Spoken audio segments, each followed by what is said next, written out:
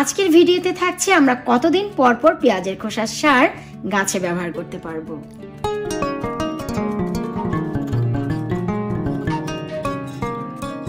Hello everyone, আসসালামু আলাইকুম। কাছে দূরে যে যেখান থেকে আমার ভিডিওটি দেখছেন আপনাদের সবাইকে ওয়েলকাম জানাচ্ছি আরও একটি নতুন ভিডিও দেখার জন্য। আজকের ভিডিওতে থাকছে যে আমরা পেঁয়াজের খোসার সার কতদিন পর পর গাছে ব্যবহার করতে পারবো।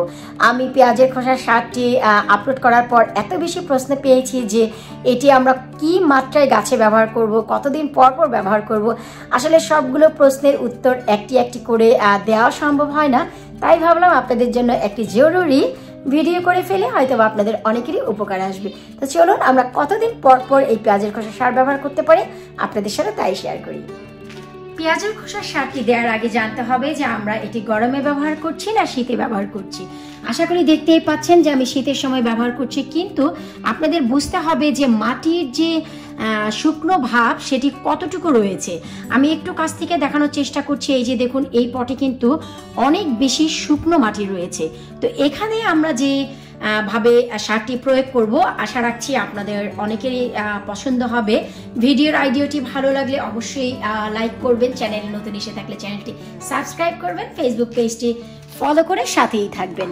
তো এই যে দেখতে পাচ্ছেন একটি মেজারমেন্ট পট, এখানে আমার যে গাছ, এই গাছে আমার 100 ml সার প্রয়োজন আছে, কিন্তু 100 ml সার দেওয়ার পর আমার মাটিটি ততটা ভেজবে না, কারণ অনেক বেশি সময় হয়ে গেছে এই গাছে কোনো পানি দেওয়া হয় না। তো আমি যে কাজটি করতে পারি, এই যে আমার 100 ml সার আমি নিয়ে নিয়েছি মেজার করে। এখন আমি এই সারটি একটি নর্মাল যে পানি, আমি একটি পটে নর্মাল পানি নিয়ে নিয়েছি হাফ লিটার, তার মানে হচ্ছে পুরোপুরি আধা লিটার আমি এখানে নর্মাল পানি নিয়ে নিয়েছি মেজার করে। তো আমি আধা লিটার পানিতে আমি কিন্তু আমার এই সারটি মিশিয়ে নিলাম। আশা করি আপনারা দেখতেই পাচ্ছেন। আর এই হচ্ছে আমার মরিচ গাছ, আমার কৃষ্ণচূড়া মরিচ গাছ এখনো বেঁচে আছে আলহামদুলিল্লাহ। কড়া ঠান্ডা যাচ্ছে গাছে, তারপরে ফল ধরছে। তো এখন আমার এই মরিচ গাছের যে পটের যে মাটি অনেক বেশি শুকনো, তো সেই জন্য আমি কিন্তু সারের সাথে এক্সট্রা পানি যোগ করে নিলাম। আপনারা যদি পানি যোগ করতে না চান সেক্ষেত্রে আমি একটি প্রিভিয়াস ভিডিও আপলোড করেছিলাম যেখানে দেখিয়েছিলাম যে আপনারা কিভাবে সার ব্যবহার করতে পারেন শীতের ভিতর। যতটুকু সার দিলে মাটিটি ডাম্প হবে ঠিক ততটুকু পরিমাণ আপনারা সার ব্যবহার করতে পারেন। যারা আজকের ভিডিওটি নতুন দেখছেন প্লিজ আপনারা প্রিভিয়াস ভিডিওটি একবার দেখে নেবেন, সেখানে বুঝতে পারবেন পানির সাথে না মিশিয়ে আপনারা কিভাবে এই পেঁয়াজের খোসার সারটি ব্যবহার করবেন। এই যে আমরা পেঁয়াজের খোসার সারটি দিচ্ছি, আপনারা দেখুন যে আমি কিভাবে দিচ্ছি। আমি কিন্তু অল্প অল্প করে, এই যে দেখুন একটু ঘুরিয়ে ঘুরিয়ে দিচ্ছি। আর এই যে সার, এই সারটি কিন্তু আপনারা 15 দিনে একবার ব্যবহার করতে পারবেন, তার মানে হচ্ছে মাসে 2 বার। আমরা বাইরে থেকে যে কেনা সার ব্যবহার করি সেখানে যেমন আমরা সারের একটি পরিমাপ রাখি, আমরা কিন্তু পেঁয়াজের খোসার সার হলেও হুট করে ধরে গাছে দিয়ে দিতে পারবো না।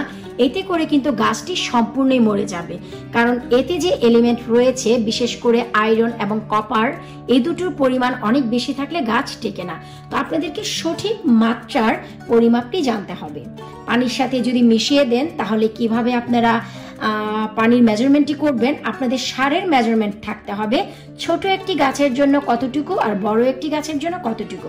আর পানি আপনারা নর্মাল পানি ব্যবহার করবেন, যতটুকু পানি ব্যবহার করলে আপনার ঘরের টবের মাটিটি দারুণভাবে ভিজবে ঠিক ততটুকু, তার বেশি আপনাদের কোনো প্রয়োজন নেই।